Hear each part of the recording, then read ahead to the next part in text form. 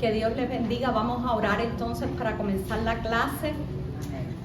Padre, en el nombre de Jesús, te damos gracias, Señor, por este día. Gracias, Señor, porque, Dios mío, estamos aquí cumpliendo tu voluntad, cumpliendo el llamado que tú has hecho a cada uno de nosotros, Señor, creyendo, Dios mío, que aquí encontraremos bendición, encontraremos, Dios mío, la sabiduría que necesitamos para aplicar la palabra a nuestras vidas, para permanecer firmes en ti, Señor. Encontraremos, Dios mío, en tu casa la fortaleza, Dios mío, para resistir toda obra del enemigo y permanecer firmes hasta el fin, Padre.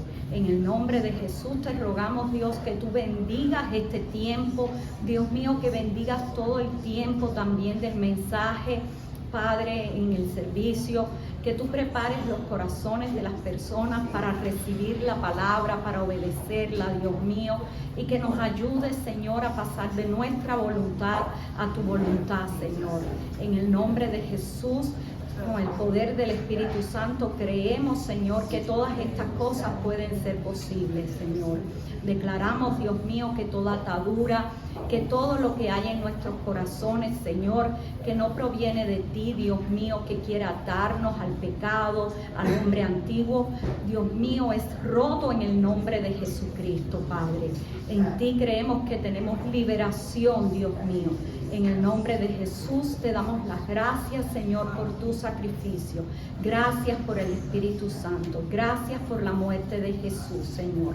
Y le decimos amén. Vamos a comenzar esta clase. Seguimos con el estudio de la unidad 3, los Hechos de los Apóstoles.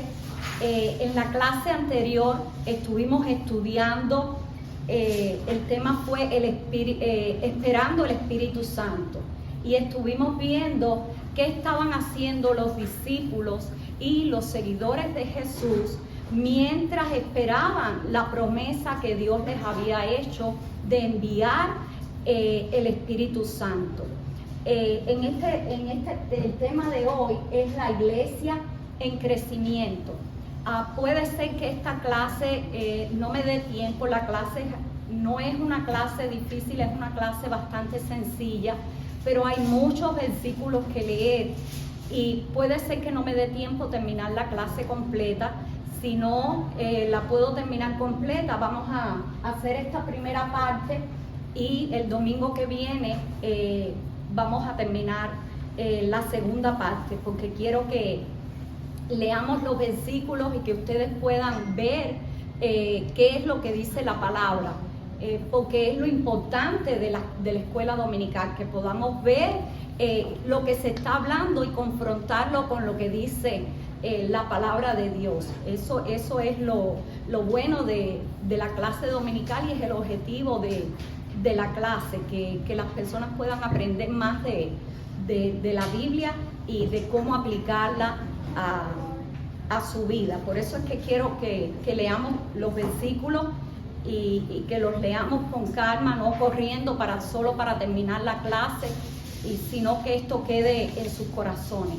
Vamos a ver que en esta lección estaremos estudiando dinámicas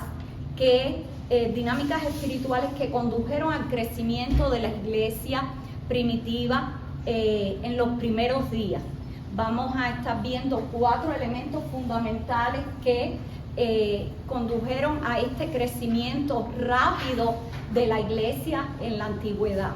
Primeramente vamos a ver que las personas recibían la palabra con gozo.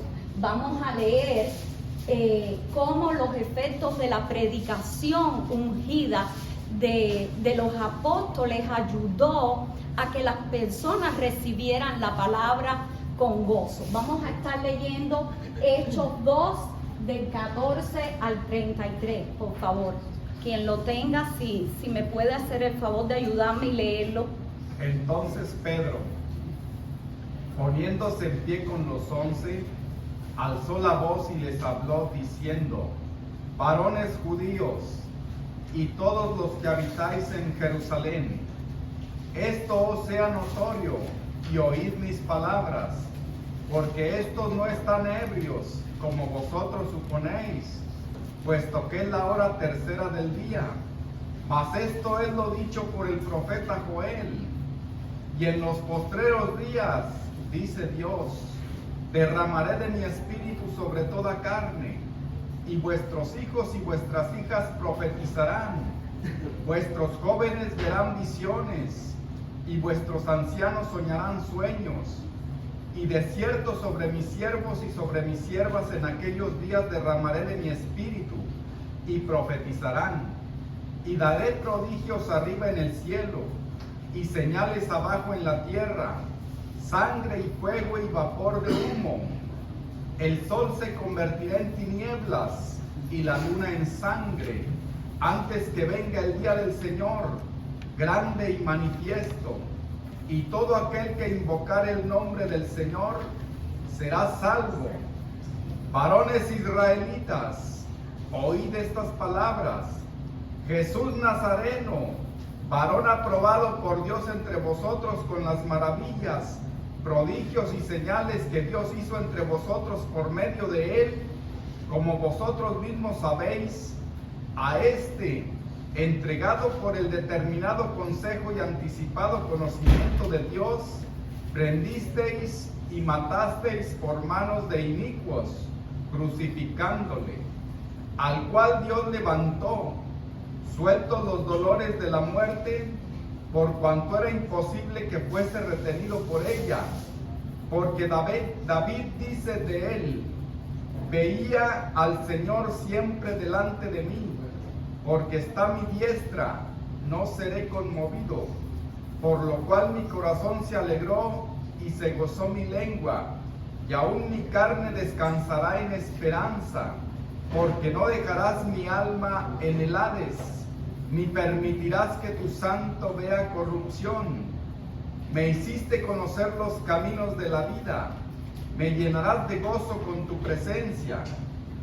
Varones hermanos, se os puede decir libremente del patriarca David, que murió y fue sepultado, y su sepulcro está con nosotros hasta el día de hoy.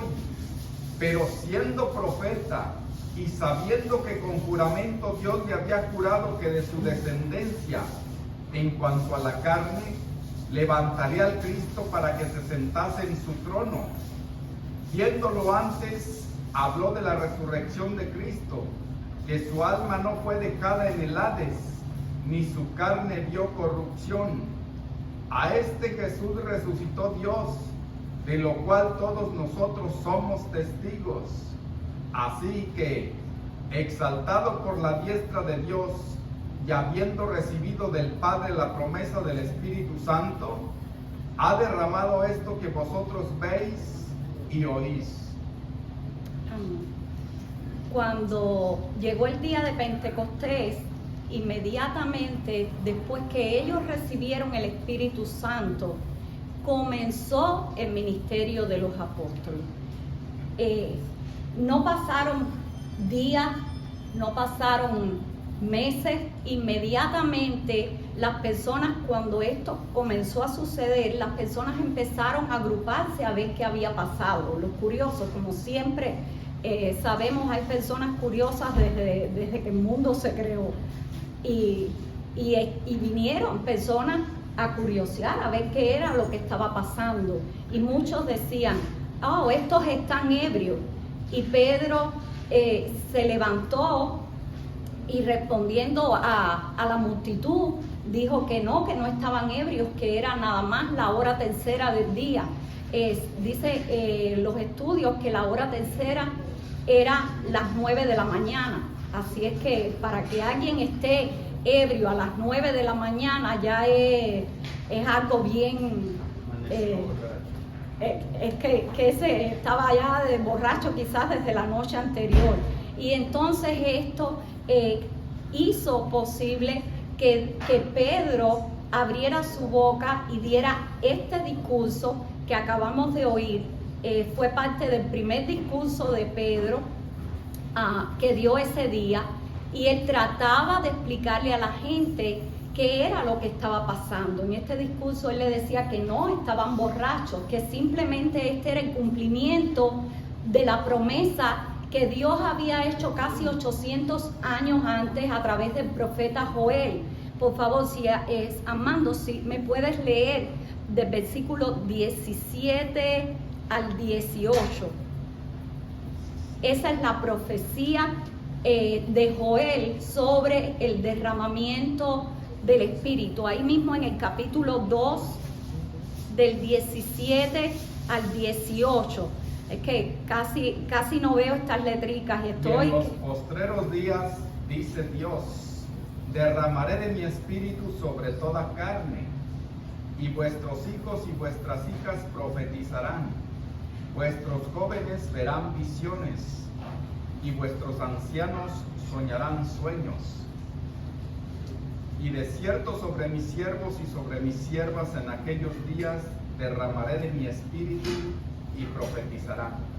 Esta promesa había sido dada al profeta Joel y está en las escrituras, en el libro de Joel, hacía 800 años antes. Y Pedro les estaba explicando a las personas que este día se estaba cumpliendo esta promesa que el Señor había hecho, que Jesús había derramado el Espíritu Santo sobre todos los creyentes que estaban aquel día reunidos allí con el propósito de empezar el ministerio de evangelización de la iglesia.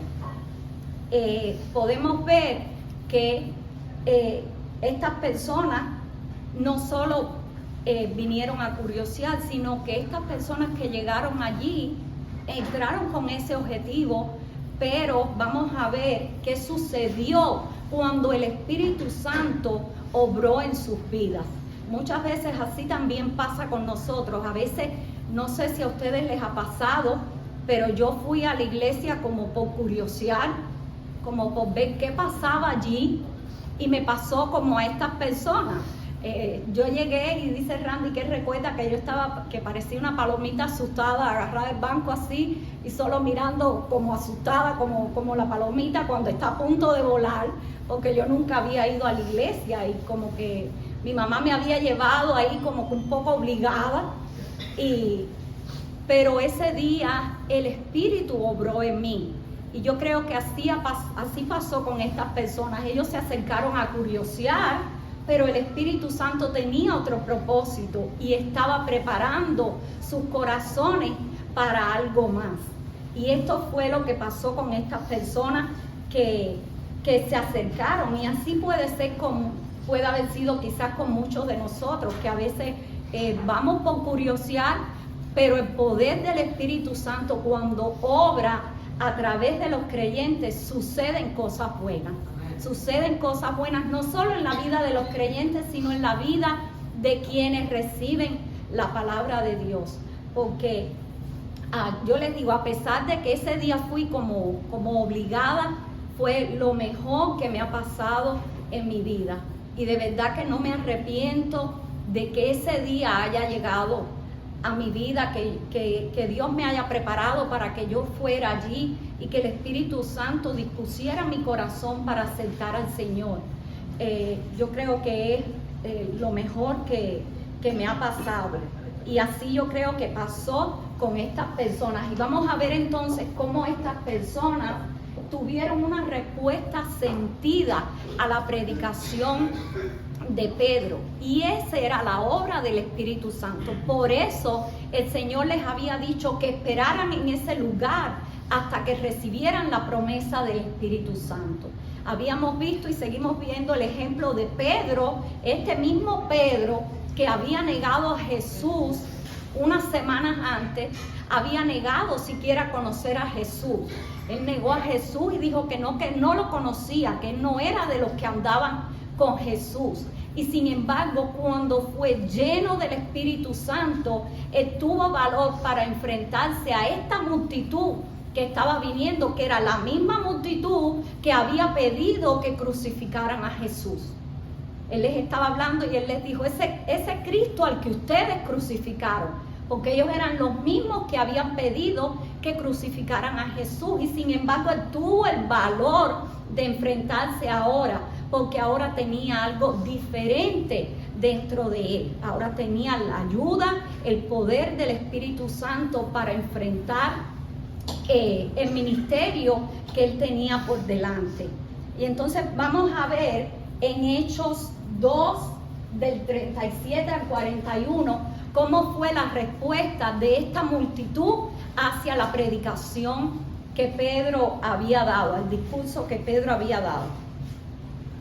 ¿Quién tiene el versículo, por favor? Hechos 2, del 37 al 41.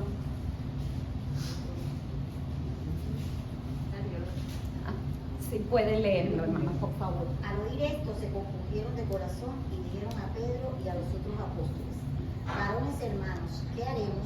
Pedro les dijo: arrepentíos y bautícese cada uno de vosotros en el nombre de Jesucristo para perdón de los pecados, y recibiréis el don del Espíritu Santo, porque para vosotros es la promesa, y para vuestros hijos, y para todos los que están lejos, para cuantos el Señor nuestro Dios llamare. Y con otras muchas palabras testificaba y les exhortaba, diciendo: sed salvos de esta perversa generación. Así que los que recibieron su palabra fueron bautizados y se añadieron aquel día como 3,000 personas. Amén. Dice la palabra que las personas tuvieron una respuesta sentida, una respuesta poderosa a la predicación del mensaje de Pedro. Y esto sucede porque la verdad del Evangelio tiene poder. La verdad del Evangelio tiene poder y el Espíritu Santo prepara los corazones. Por eso es que Dios lo envió, porque prepara los corazones para recibir la palabra de Dios. Y entonces dice que a través del poder del Espíritu Santo fluyendo a través de Pedro, se convirtieron alrededor de 3,000 personas. Qué cosa tan maravillosa que en su primer discurso, imagínense qué experimentarían los discípulos, cuánto gozo, cuánta emoción, ve que en su primer discurso se convirtieron 3,000 personas, de estas mismas personas que habían crucificado a Jesús, que habían gritado, que habían pedido que crucificaran a Jesús. Y los discípulos entonces estaban viendo el cumplimiento de las palabras de Jesús en Juan 16, del 7 al 9. Si alguien lo tiene, por favor, Juan 16, del 7 al 9. Pero yo os digo la verdad, os conviene que yo me vaya, porque si no me fuera, el Consolador no vendría a vosotros. Mas si yo me fuere, os lo enviaré. Y cuando Él venga, convenceré al mundo de pecado, de justicia y de juicio. De pecado, por tanto no creen en mí. Amén. Dice la palabra que era necesario que Jesús se fuera para que entonces viniera el Consolador, viniera el Espíritu Santo, que era quien iba a convencer al mundo de pecado, de juicio y de justicia. El Espíritu Santo es quien prepara el corazón de las personas. Por eso la Biblia dice que no es con nuestra fuerza, no es con lo que nosotros podamos hacer, es con la ayuda del Espíritu Santo, porque es Él el que convence, el que dispone, el que prepara el corazón de las personas para recibir al Señor. Si no es la obra del Espíritu Santo, usted le puede partir la cabeza a una persona y tratar de meterle la Biblia ahí y no puede. No estoy diciendo que le vaya a decir que le parta la cabeza a nadie, pero podemos hablarle y decirle y estar todos los días ahí, que si no es la obra del Espíritu Santo, las personas no abren su corazón. Por eso era tan importante que los discípulos tuvieran esta promesa en ellos, y es tan importante en nosotros, no solo para los discípulos, en la iglesia a través de todos los tiempos. Es fundamental que estemos llenos del Espíritu Santo para poder predicar el Evangelio, porque no es por nuestra sabiduría, no es por las palabras bonitas que quizás sepamos decir, sino es por la ayuda del Espíritu que prepara los corazones de las personas. Ahora vamos a ver el segundo punto el compañerismo y ministerio cristiano. Vamos a ver la vida compartida que tenía la iglesia en la antigüedad. Vamos a estar leyendo Hechos 2, del 42 al 47. Y perseveran en la doctrina de los apóstoles, en la comunión unos con otros, en el partimiento del pan y en la oración. Y sobrevino temor a toda persona, y muchas maravillas y señales eran hechas por los apóstoles. Todos los que habían creído estaban juntos y tenían en común todas las cosas, y vendían sus propiedades y sus bienes, y los repartían a todos, según la necesidad de cada uno. Y perseveraban unánimes cada día en el templo, y partiendo el pan en la casa, comían juntos, con alegría y sencillez de corazón, alabando a Dios y teniendo favor con todo el pueblo. Y el Señor añadía cada día a la iglesia los que habían de ser salvos. Dice la palabra que estos primeros cristianos permanecían unidos, permanecían unánimes, compartiendo todo lo que tenían. Dice que la iglesia estaba experimentando un crecimiento explosivo, podemos decir, porque cada día se añadían a la iglesia miles y miles de personas. Dios había hecho una obra maravillosa, y se estaban viendo los frutos de esta obra del Señor a través de la predicación del Evangelio de los discípulos. Y las personas estaban aceptando el Evangelio, estaban aceptando el llamado a la salvación que los discípulos estaban predicando, y se añadían cada día muchísimas personas. Y entonces dice que la iglesia permanecía unida y todos estaban ayudando. Ahora vamos a ver cuáles fueron las dinámicas que ayudaron a este crecimiento tan rápido que estaba experimentando la iglesia. En Hechos 2:42 nos identifica 4 elementos fundamentales de esta dinámica que tenía la iglesia en la antigüedad, que permitió que fuera creciendo de manera tan rápida.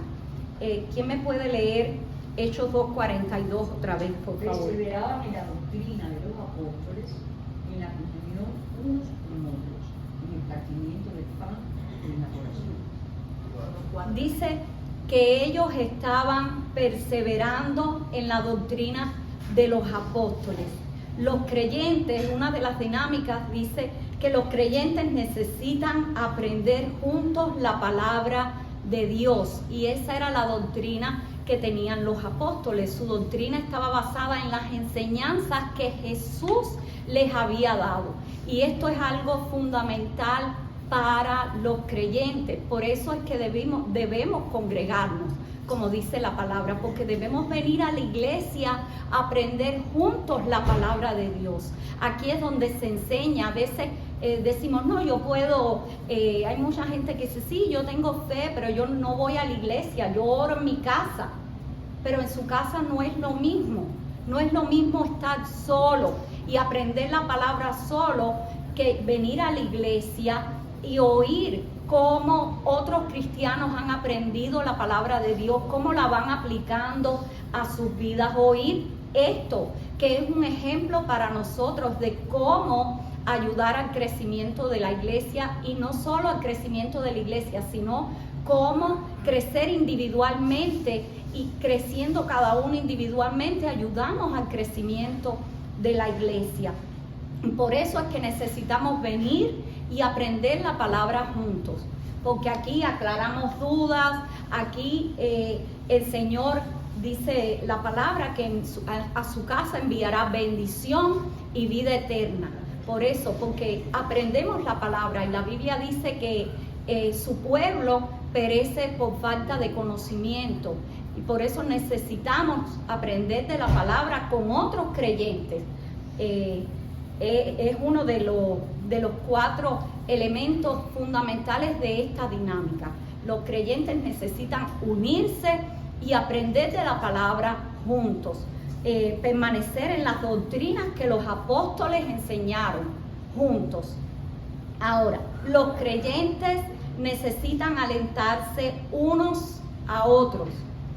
Dice que el corazón del compañerismo es conocerse unos a otros más allá de algo superficial, tener una relación con los hermanos más allá de, bueno, yo conozco su nombre, y muchas veces yo creo que eso es una de las cosas que golpea a la iglesia hoy en día.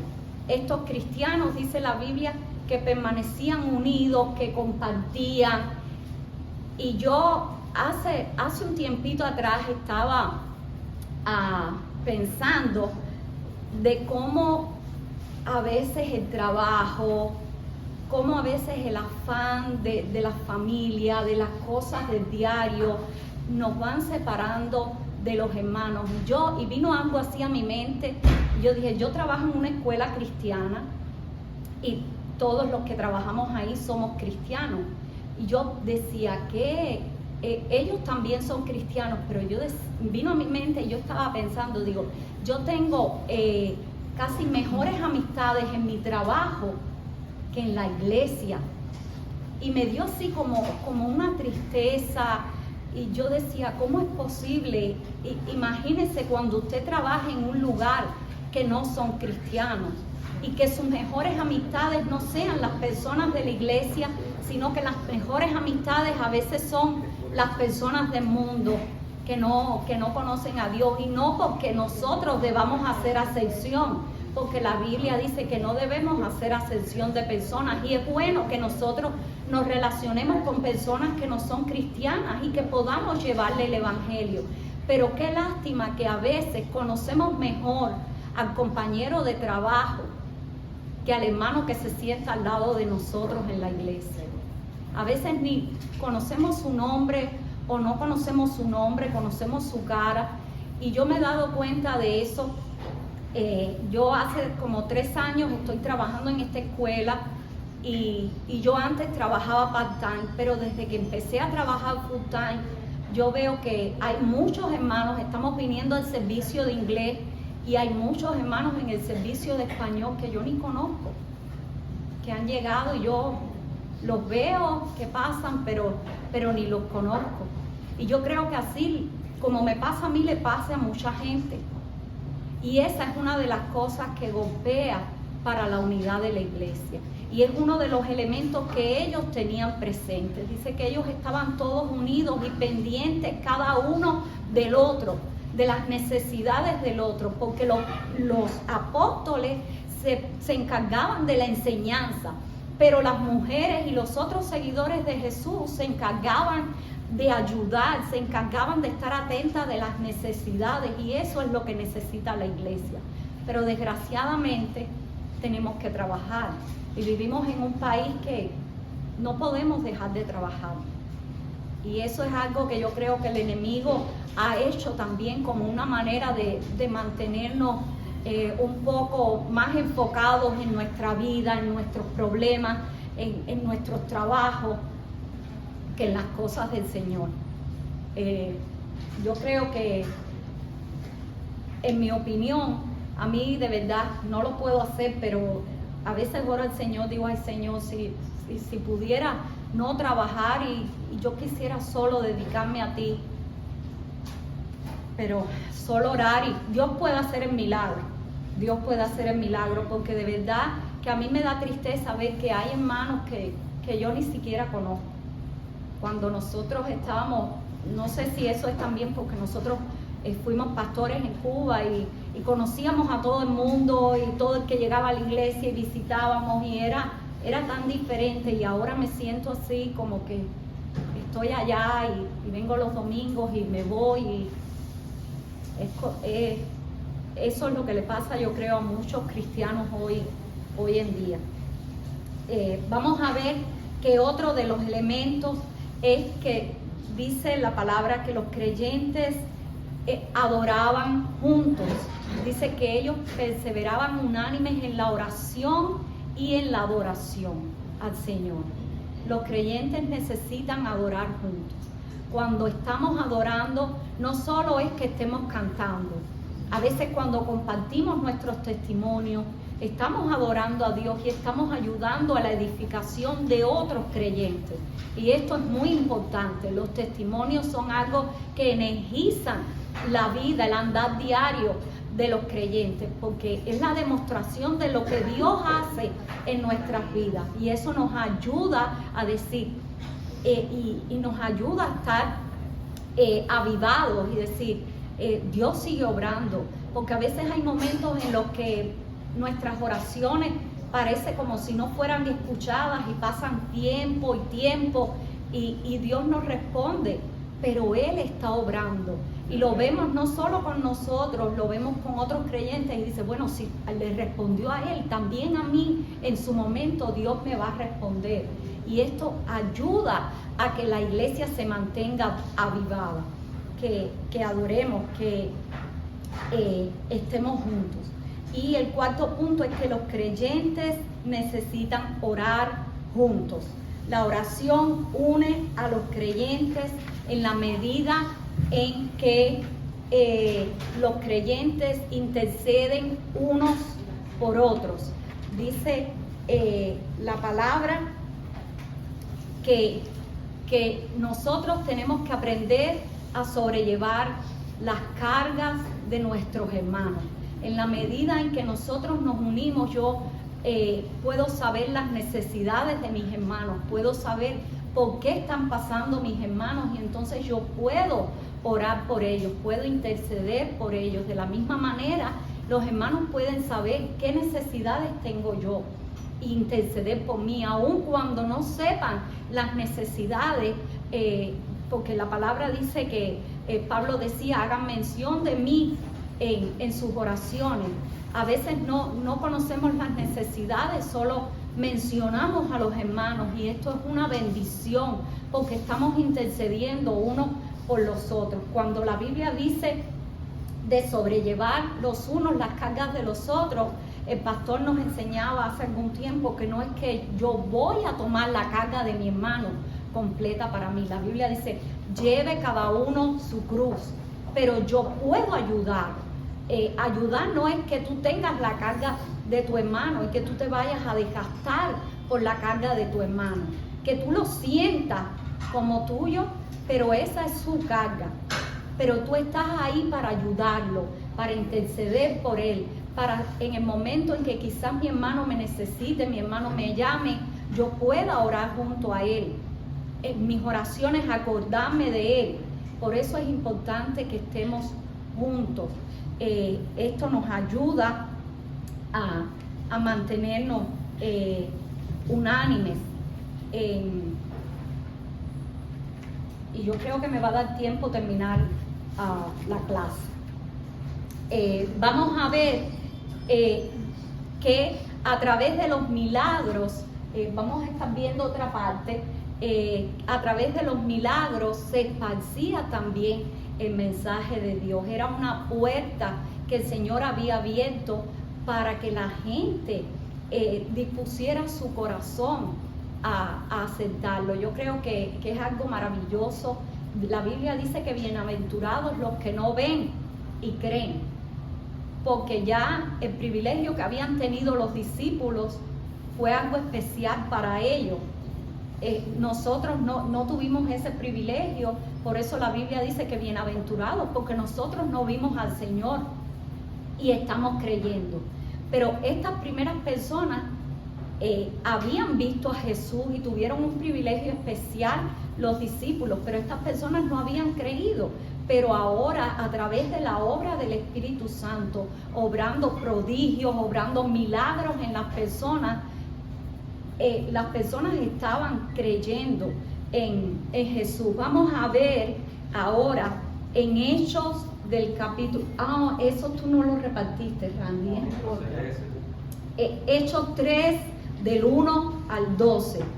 Si lo tienes, léemelo, por favor. Pedro y Juan subían junto al templo a la hora novena, la de la oración, y era traído un hombre cojo de nacimiento, a quien ponían cada día a la puerta del templo, que se llamaba La Hermosa, para que pidiese limosna de los que entraban en el templo. Cuando vio a Pedro y a Juan que iban a entrar en el templo, le rogaba que le diesen limosna. Pedro con Juan, fijando en él los ojos, le dijo: míranos. Entonces él les estuvo atento, esperando recibir de ellos algo. Mas Pedro dijo: no tengo plata ni oro, pero lo que tengo te doy. En el nombre de Jesucristo de Nazaret, levántate y anda. Y tomándole por la mano derecha le levantó, y al momento se le afirmaron los pies y tobillos. Y saltando, se puso en pie y anduvo y entró con ellos en el templo, andando y saltando y alabando a Dios. Y todo el pueblo le vio andar y alabar a Dios. Y le reconocían que era el que se sentaba a pedir limosna a la puerta del templo, la hermosa. Y se llenaron de asombro y espanto por lo que había sucedido. Y teniendo asidos a Pedro y a Juan, el cojo que había sido sanado, todo el pueblo, atónito, concurrió a ellos al pórtico que se llama el Salomón. Y viendo esto, Pedro respondió al pueblo: varones israelitas, ¿por qué os maravilláis de esto? ¿O por qué ponéis los ojos en nosotros, como si por nuestro poder o piedad hubiésemos hecho andar a este? El Dios de Abraham, de Isaac y de Jacob, el Dios de nuestros padres, ha glorificado a su Hijo Jesús, a quien vosotros entregasteis y negasteis delante de Pilato, cuando éste había resuelto ponerle en libertad. Dice la palabra que seguía el ministerio de los discípulos, y estos milagros abrían paso para que las personas conocieran y dispusieran su corazón a volverse al Señor a través de la predicación de los discípulos. Los discípulos fueron sensibles a la dirección del Espíritu Santo en todo momento, y cada vez que veían una oportunidad, ellos no tenían que darle a las personas, sí tenían que darle, me estoy refiriendo a algo material, no tenían dinero para darle a las personas, pero sí tenían algo especial, y eso fue lo que pasó con este hombre, que dice la palabra que era cojo de nacimiento y todos los días se sentaba delante del templo. Este hombre había pasado años, según la palabra, sentándose allí esperando que alguien le diera una limosna. Y ahora vinieron Pedro y Juan, hicieron este milagro, y el Señor hizo este milagro a través de ellos tan maravilloso que todos se asombraron, y dice que se acercó todo el pueblo a ver qué había pasado allí, porque la gente conocía a este hombre y sabía que este hombre, que no era mentira, era alguien que había estado postrado ahí por años y años pidiendo limosna, y ahora este hombre estaba sano, y entonces se maravillaban. Pero ellos aprovecharon la oportunidad para glorificar a Dios, y les dijo: no, ¿por qué nos miran a nosotros como si nosotros hubiéramos hecho este milagro? No fuimos nosotros, es Jesús al que ustedes crucificaron. Él es el que hace estos milagros a través de nosotros. Y entonces le predicaban a la gente y redireccionaban el enfoque de las personas hacia Jesús, cosa que debemos hacer los cristianos. Muchas veces cuando Dios hace un milagro a través de nosotros, yo recuerdo que en la iglesia de nosotros vino una persona, y había en la iglesia de nosotros un muchacho que después él fue misionero y se quedó como pastor de una iglesia, porque de verdad que predicaba con denuedo la palabra de Dios, y Dios lo usaba. Pero llegó alguien, y a mí me daba gracia, porque él decía de esta manera, decía: oh, José, ese sí es un caballo. En Cuba decir que es un caballo es una expresión como decir que esa persona es bárbara, que es tremendo, que es maravilloso, que lo que hace. Y entonces nosotros tratábamos de enseñarle que no era José, que era el poder de Jesús que obraba a través de José. Y entonces fue lo que los discípulos estaban haciendo, porque ya las personas tienden a creer que tú tienes un poder especial, y eso es lo que hace el diablo con las personas, los engaña y entonces les hace creer que el santero no sé qué tiene un poder especial, que sana, que hace milagros, que puede hacer lo que quiere, lo que tú necesites, y entonces ata a las personas a adorar a esos ídolos, o que la Santa Bárbara, o que San Lázaro, o que no sé, el ídolo de no sé dónde tiene un poder especial, y ata a las personas. Entonces hace cualquier milagro, porque el diablo tiene poder también, y entonces las personas se quedan atadas a eso. Por eso los discípulos trataban de redireccionar el enfoque de las personas a Cristo, no a ellos, para que las personas entonces adoraran verdaderamente al que merece la adoración. Porque si tú dejas eso, entonces los cristianos tenemos que ser muy cuidadosos con eso. Cuando alguien hace algo a través de nosotros, cuando Dios hace algo a través de nosotros, cuando de alguna manera el Señor nos ayuda en el ministerio que Él nos ha dado, tenemos que enseñar a las personas que no somos nosotros, que es el Espíritu Santo que fluye a través de nosotros para bendecir a otras personas. Y esto era lo que ellos estaban haciendo, porque era muy común, el pueblo de Israel era muy dado a la adoración a los ídolos.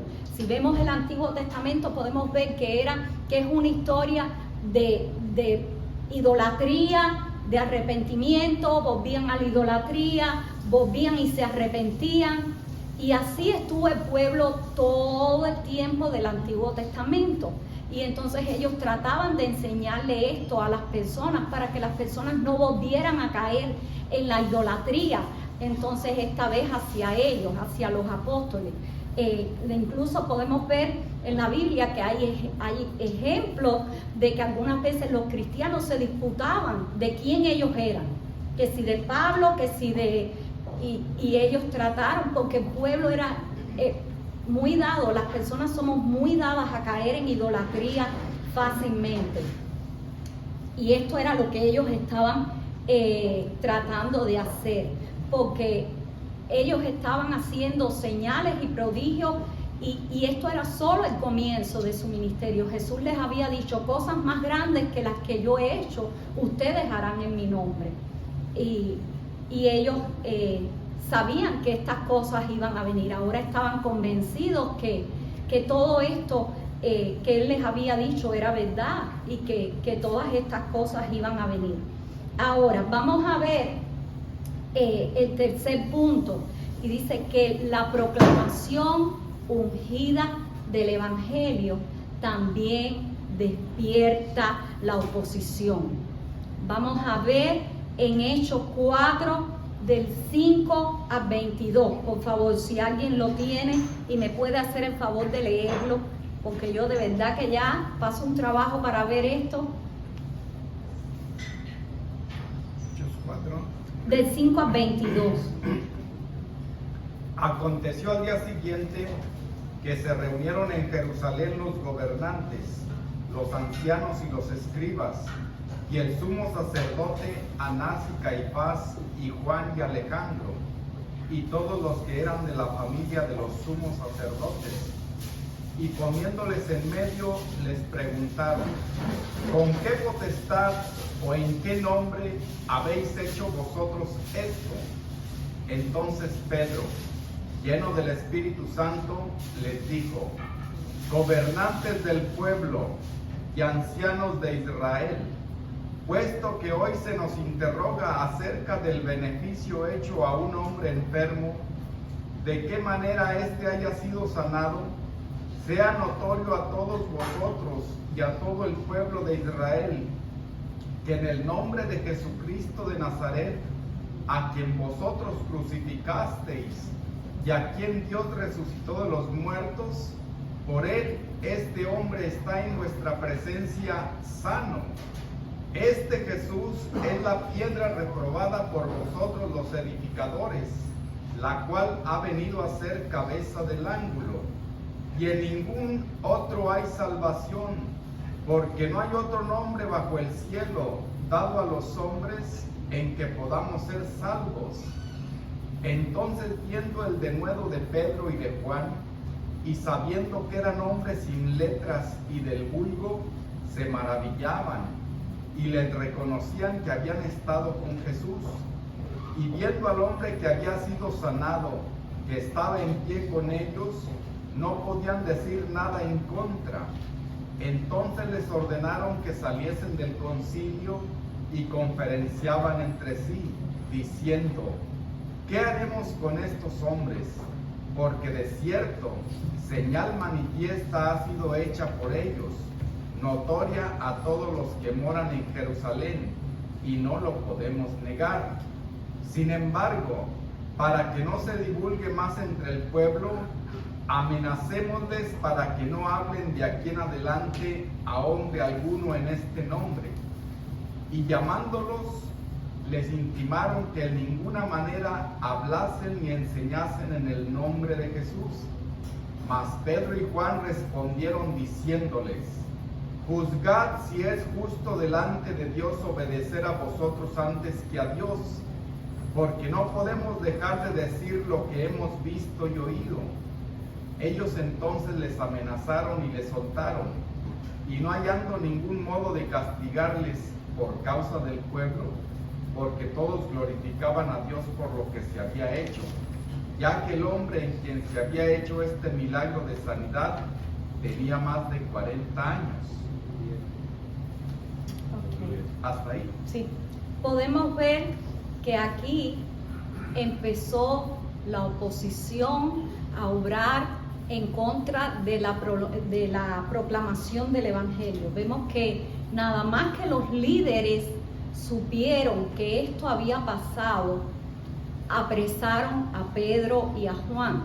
Porque pasaba que los líderes cristianos, los saduceos y los líderes israelitas no creían en la resurrección de los muertos. Y ellos predicaban en el nombre de Jesús, que había muerto y resucitado ahora para salvación de todo el que creía. Y esto enfureció a los líderes judíos, de tal manera que los apresaron, pero como no pudieron retenerlo porque era evidente lo que había pasado, tuvieron que soltarlo. Pero les ordenaron, dice, vamos a amenazarlo. Los soltaron, pero no los dejaron ir gustosamente. Les hicieron una amenaza y le dijeron: no hablen más a nadie en el nombre de Jesús. Y ellos le dijeron con valor que no iban a dejar de obedecer el mandato que Dios les había hecho. Iban a seguir predicando del Señor, pero no podían hacer nada contra ellos porque no tenían un motivo fuerte y porque además el Espíritu Santo estaba con ellos. Asimismo pasa hoy en día. Los cristianos seguimos experimentando oposición en nuestras vidas diarias, en la predicación del Evangelio, con nuestras familias. Seguimos experimentando oposición, y más oposición ha de venir a medida en que la venida del Señor se acerque. Cada día vemos que la gente está más rebelde, que la gente está más reacia a entender y abrir su corazón al Evangelio, pero esto no nos puede desanimar. Sabemos que son cosas que están escritas en la palabra y que nada puede callar. No hay poder ninguno que pueda callar el Espíritu, a la voz del Espíritu Santo. Cuando el Espíritu Santo quiere hacer algo, el diablo dice que las puertas del Hades no prevalecerán contra la iglesia del Señor. No hay poder diabólico que pueda frenar la obra de la iglesia. Así es que nosotros, estas cosas van a pasar porque están escritas en la palabra, pero no nos podemos desanimar y no podemos pensar que ya el Evangelio quedó aquí, que quizás nadie más va a aceptar, porque el Espíritu Santo sigue obrando hasta el fin y seguirá obrando hasta que el Señor venga para salvar a los que el Señor tiene preparados para que sean salvos. Ahora vamos a ver que esto no desanimó a los creyentes, sino que trajo unidad. La oposición, lejos de desanimar a estos creyentes, lo que hacía es que ellos se unieran aún más, porque inmediatamente que Pedro y Juan salieron de la cárcel, fueron y le dieron aviso a los otros creyentes de lo que había pasado. Y dice que inmediatamente ellos empezaron a orar. Vamos a ver lo que dice Hechos 4, del 23 al 32. Si alguien lo tiene, por favor, me lo puede leer. Y puestos en libertad, vinieron a los suyos y contaron todo lo que los principales sacerdotes y los ancianos les habían dicho. Y ellos, habiéndolo oído, alzaron unánimes la voz a Dios y dijeron: Soberano Señor, tú eres el Dios que hiciste el cielo y la tierra, el mar y todo lo que en ellos hay, que por boca de David tu siervo dijiste: ¿por qué se amotinan las gentes y los pueblos piensan cosas vanas? Se reunieron los reyes de la tierra y los príncipes se juntaron en uno contra el Señor y contra su Cristo, porque verdaderamente se unieron en esta ciudad contra tu santo Hijo Jesús, a quien ungiste, Herodes y Poncio Pilato, con los gentiles y el pueblo de Israel, para hacer cuanto tu mano y tu consejo habían antes determinado que sucediera. Y ahora, Señor, mira sus amenazas y concede a tus siervos que con todo de nuevo hablen tu palabra, mientras extiendes tu mano para que se hagan sanidades y señales y prodigios mediante el nombre de tu santo Hijo Jesús. Cuando hubieron orado, el lugar en que estaban congregados tembló, y todos fueron llenos del Espíritu Santo y hablaban con denuedo la palabra de Dios. Amén. Dice la palabra que cuando ellos fueron liberados de la cárcel, fueron y dieron aviso a los otros creyentes, y dice que todos unánimes comenzaron a orar, sabiendo que el Señor tiene control sobre el curso de todos los acontecimientos en nuestras vidas, sabiendo que si esto estaba pasando era porque el Señor lo estaba permitiendo. Y ellos vinieron a la presencia de Dios pidiendo que Dios los fortaleciera, que Dios les ayudara para seguir predicando el Evangelio, para seguir en la misión que Dios les había dado. Pidieron al Señor la valentía y el poder para cumplir esta tarea. Y miren qué lindo termina esta parte diciendo que Dios respondió. Dice que el lugar donde estaban reunidos tembló por la presencia del Señor. El Señor les estaba diciendo: yo sigo con ustedes. Y dice que recibieron una nueva llenura del Espíritu Santo. Qué maravilloso es el Señor. Dios había dado esta llenura del Espíritu Santo, pero ellos necesitaban. Y es lo que decía la hermana Jenny: la llenura no es un día que lo recibiste, es mantenernos cerca del Señor. Eso renueva la llenura del Espíritu Santo en nosotros. Miren ellos cómo enseguida corrieron a los pies del Señor y pusieron todo esto en oración. Dijeron: Señor, mira las amenazas que nos están haciendo. Tú nos has dado una tarea, ayúdanos, fortalécenos para cumplir esa tarea. Y el Señor inmediatamente dice que respondió y les dio una nueva llenura. Dice, trajo nuevamente confianza, valor a ellos para seguir cumpliendo con la misión que Él les había dado. La fidelidad a Cristo y el crecimiento de la iglesia van de la mano. Podemos ver que todo esto que ellos estaban viviendo es ejemplo de cómo su fidelidad los ayudaba a que la iglesia fuera creciendo aún en medio de la oposición. El compromiso de servir al Señor de ellos iba más allá de la oposición que ellos pudieran experimentar. Y eso también puede pasar en nuestras vidas, en este país en el que estamos. Nosotros tenemos el privilegio y a veces no valoramos el privilegio que tenemos de vivir como cristianos libremente de poder predicar, de poder congregarnos. Gracias, hermano. De poder congregarnos. Nosotros vivimos en Cuba y había bastante oposición, aunque había libertad para predicar, para congregarse hasta cierto punto. No es la oposición que viven muchos cristianos en otros lugares del mundo. Muchos cristianos tienen temor de que los maten, tienen que reunirse escondidos, y aún así esto no puede parar la obra del Espíritu Santo, porque la iglesia no es de nosotros, es del Señor, y esto es lo que el Señor ha preparado para que sus hijos sean salvos. Pero tenemos que estar convencidos que aún en medio de la oposición el Señor está con nosotros. Tenemos que pedirle cada día que nos ayude a tener las fuerzas para, si llegamos a experimentar esta oposición tan grande, podamos estar firmes. Hay un testimonio de un musulmán que él aceptó a Cristo y lo iban a matar, y le dijeron, niégalo y te vamos a dejar ir. Y él dijo, yo tengo miedo de que me maten, pero aun cuando tengo miedo no lo puedo negar. Y dio su vida. Y yo creo que aunque la Biblia dice que morir es ganancia, y es verdad, porque vamos al cielo y vamos a estar con el Señor, yo creo que humanamente todos tenemos miedo quizás de pasar por un momento así.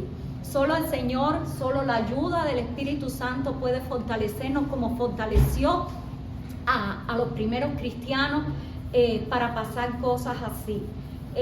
Esto es lo que tenía para la clase de hoy.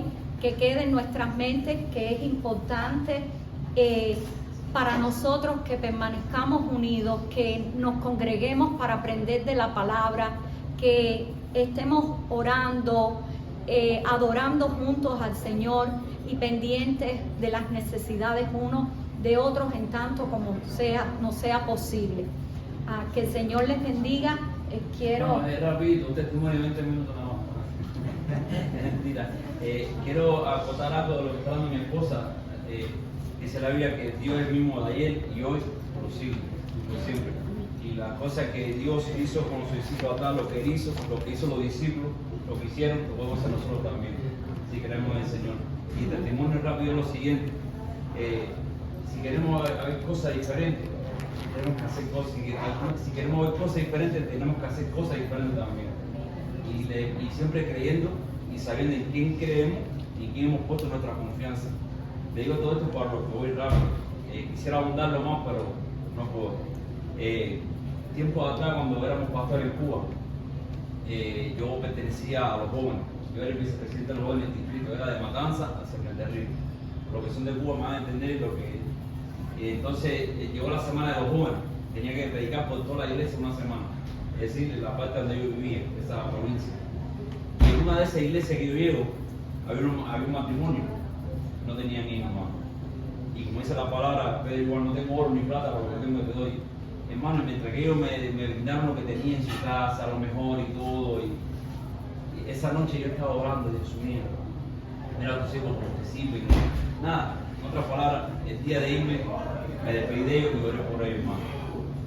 Me acuerdo que le puse mi mano así sobre la frente a la pastora y me entregué por su vida, pidiéndole a Dios por ella, que si fuera su voluntad, ¿sabes? Una palabra esa que Dios te da para hablar.